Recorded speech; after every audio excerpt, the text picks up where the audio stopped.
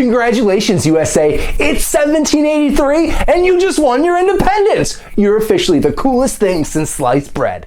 Well, sliced bread wouldn't be invented for another 145 years, but at least you have created a great form of government that'll live on for generations, headed by a strong federal figure, and the rest is history. Wait, what? That's not how history happened?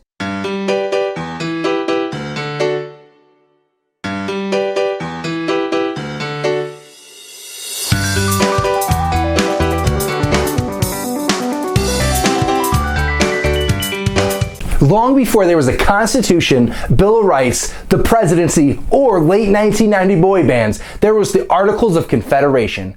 Ratified by all 13 states by 1781, the Articles looked more like a gentleman's agreement between separate entities and not much like the creation of a single nation. Under the Articles, the federal government didn't have a judiciary or executive branch like we see today and couldn't create taxes or properly enforce laws. And as it turns out, countries don't run very well when there's no taxes. And in this Constitution, there was a new public office and would be the head of the executive branch and called the Presidency. And everyone agreed George Washington would be the perfect fit. Everyone besides Washington. Washington was initially reluctant to accept this nomination. He was enjoying semi-retirement on his farm in Mount Vernon. However, he felt a strong civic duty to accept the presidency and even wrote in one of his correspondent letters, "Whatever may have been my private feelings and sentiments, I believe I cannot give greater evidence of my sensibility for the honor they have done me than by accepting this appointment." And it really was an appointment. George Washington won unopposed and by unanimous decision in the Electoral College. The Electoral College is a little weird. It was decided that the election for the presidency would not be decided on popular votes. Instead, each state would receive a number of delegate votes based off the state's population. A presidential candidate needed at least 35 of the total 69 delegate votes to win.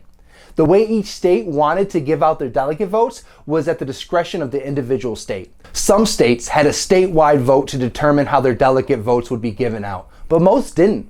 Overall, Washington won about 4,300 popular votes and all 69 delegate votes.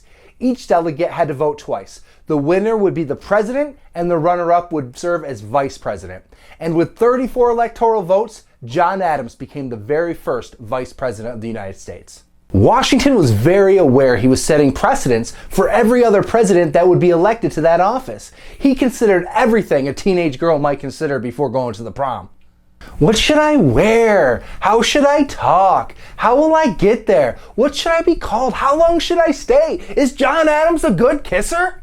Okay, well maybe not the last one, but he did have a lot to consider. For one, not only was the position new to the United States, it was also new to the mostly monarchical world of the late 1700s. He wanted the presidency to be humble and dignified to appease his fellow countrymen, but also to appear semi-aristocratical to be taken seriously on the world stage. If you look at the imagery from Washington's inauguration, he is depicted wearing a powdered wig, white stockings, buckled shoes, and even a sword at his hip. This is closer to the imagery we associate with European aristocracies and royalty than we do the US presidency. And what would we call the holder of the presidency? Multiple suggestions were made, like Majesty or Excellency and Electoral Highness. However, these ideas were a little too British. Washington finally agreed to be simply referred to as Mr. President. It's hard to overstate the importance of the first president. It was a brand new position whose constitutional role was a little bit vague. His administration would be responsible for creating the first Supreme Court, the National Treasury, and the first cabinet. Two very important members of George Washington's cabinet were his two closest advisors, and they were Secretary of Treasury Alexander Hamilton and Secretary of State Thomas Jefferson. And they did not get along well. Their differences in philosophies escalated their feud quickly and rippled a divide in the country that would eventually culminate in the Civil War some 70 years later. Let's dive in and see how history happened. Hamilton would say something like, "Wow, this federal government thing sure is great. Do you want tyranny? Because I'm pretty sure that's how you get tyranny. Every person should have an equal say. Well, except for like women, slaves, Indians, and poor people. Listen, pal, people are stupid. We should just have smart people make all the decisions." Sometimes Jefferson would get in front of a crowd and say something like, "The Constitution is the dopest. We should listen to it word for word forever." And Hamilton would speak up and be like, "That's stupid. What if things change? We will probably have to change our interpretation as to what the Constitution even means." Well, change is stupid. I think we should just have everyone farm and be self-reliant forever. Yeah, well, John Adams, James Madison, and I believe that this country is going to have to be one of industry, nationalism, and trade. Yeah, well, my bro Sam Adams and James Monroe and myself are going to have to disagree. And that's how political parties started. Yay! George Washington, however, generally sided with Hamilton, which was pretty obvious with the Funding Act of 1790. The Funding Act, under the leadership of Alexander Hamilton, did something that will definitely be a theme here on the presidency. It increased the power of the presidency and the federal government. The Funding Act would have the federal government absorb state debts that were created fighting the Revolutionary War. This allowed states to lower their taxes. However, it also gave the federal government the right to impose a tax. So they did. On whiskey. If you remember from the Revolutionary War, there is almost nothing that gets colonial Americans riled up quite like new taxes. This tax led to the Whiskey Rebellion, which climaxed when 500 men, mostly farmers who received the brunt of the financial burden of the new tax, held a tax collector hostage. Washington, however, didn't take too kindly to this, so he assembled a militia of roughly 13,000 men and led them on a march to squash the rebellion. This would be the first and last time a president would directly lead an army to a conflict. The rebels broke up before Washington and his men arrived, but the precedent had been set. Not only could the new federal government create taxes, they now could enforce those taxes.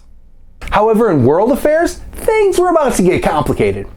In 1792, King Louis of France was killed by revolutionaries, and this didn't sit well with some other monarchical countries that didn't want to be the next casualty of revolution. Let's see how history happened. So in the French Revolution, people were all like, "Give us some food," and the monarchy was all like, "We ain't got none." To which the people replied, "Let's chop off their heads."